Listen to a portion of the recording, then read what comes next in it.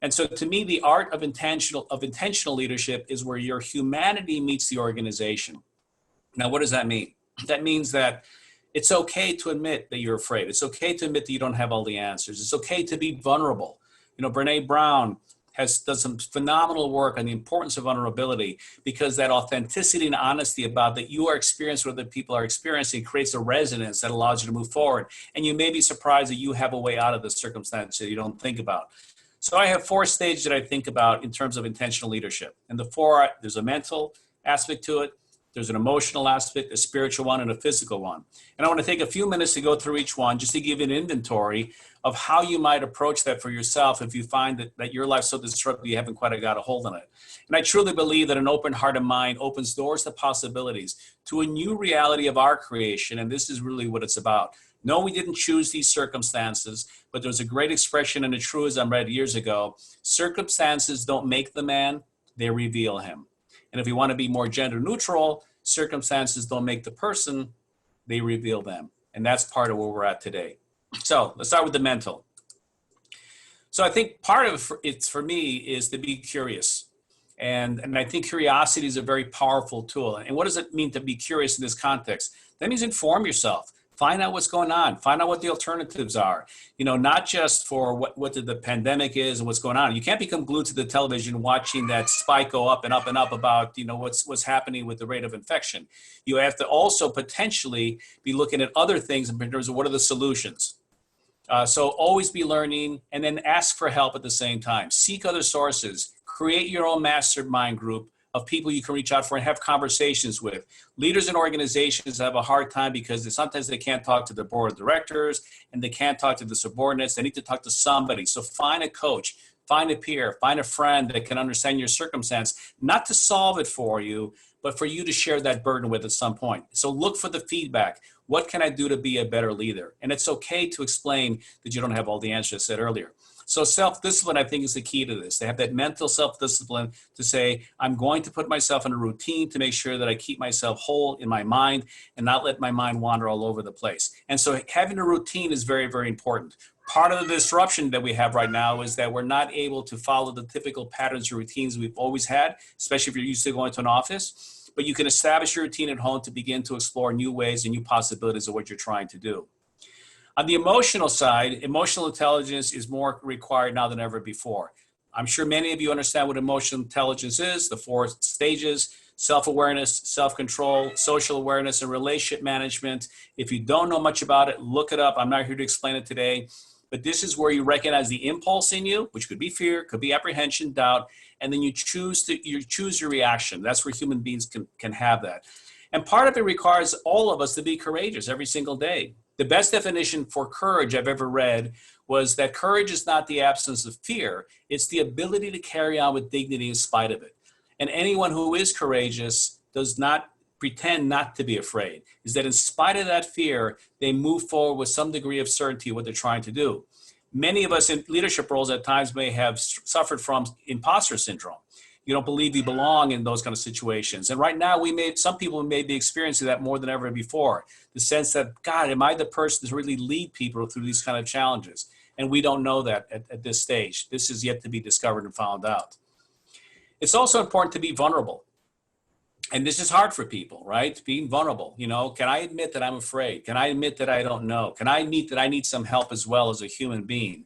And you'd be surprised that if you do that, if you have that vulnerability, it becomes very powerful. People who protect themselves have a tendency to hang on to things like this, and it forms a barrier. It's like if you ever played a poker game and you're trying to cover up all your chips, you want to make sure no one can grab your chips. But one thing I learned a long time ago is that when you try and defend yourself from something coming in from the outside, which is true, you also don't let anything from the inside get out. But when you open yourself up to letting things in, you also open yourself up to letting things out. And so therefore, the powerful part of vulnerability is you open yourself up to give to others. In turn, you receive. And that's a very, very powerful lesson to understand when you're trying to be courageous. And then be authentic. Don't try and pretend to be something you're not. And this is different than imposter syndrome.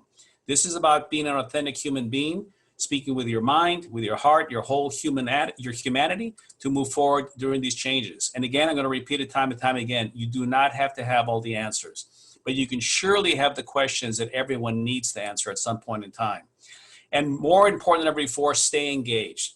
Thankfully, we have a technology available nowadays where we can see people through technologies I mentioned earlier. And that's very, very important. Spiritually, and if so, spiritual is important. This is about being conscious, being present. Again, conscious capitalism almost infers the idea of intention. So when I talk about intentional leadership, it's about, yes, I'm choosing to be this way. I may be uncomfortable. I may not be sure that what I do is going to have an effect, but I have a sense that if I follow this path, it will lead me to a better place. So being present consciously is critical. So having a connection to purpose. And your purpose, if you haven't defined it for yourself, now's a great time to take the time to say, what is my purpose here? Who am I here to serve besides myself? Who am I here to shepherd? Who am I here to be a steward of? And faith, whether it's a religious faith or just faith in a greater power, a greater being, is more important than ever before, so that we can collectively as a community get through this. I have a practice of meditation. Other people may have a practice of mindfulness. It doesn't matter what you call it. But the idea here is that you recognize that our mind has a tendency to wander in places you don't want to be. It's a dangerous place to be sometimes in our own minds, and I think you can appreciate that.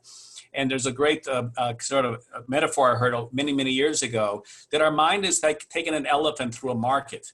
And if you can imagine this big beast going through a market with his trunk sort of undulating, going everywhere, picking up fruit, grabbing people, sniffing people, all that kind of stuff, it's very disruptive. And that's what our mind is like when it's just going from thought to thought to thought to thought.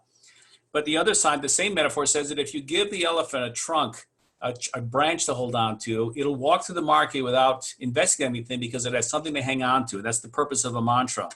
And this is an important thing to consider.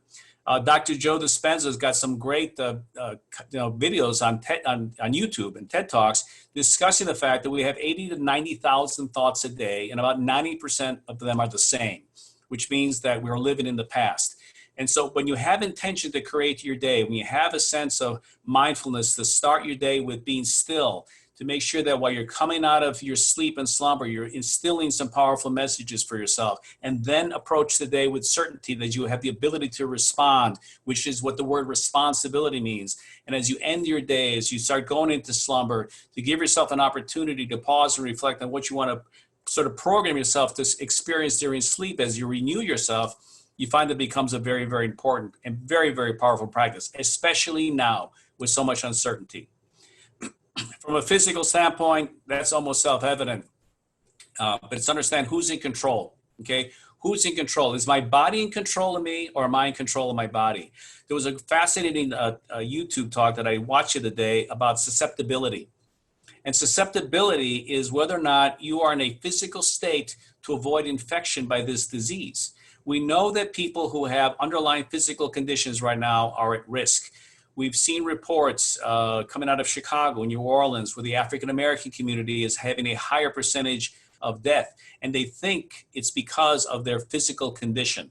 And I'm not a doctor, I'm just reading these things, but it's about understanding, can you maintain a healthy practice? And as part of your routine, go out for walks, get outdoors, get some fresh air, maintain the safe 6 distance, but at the same time, do the things that you need to do to make sure that you remain in a healthy state as we go through this pandemic. What you eat, what you put into your body is very important.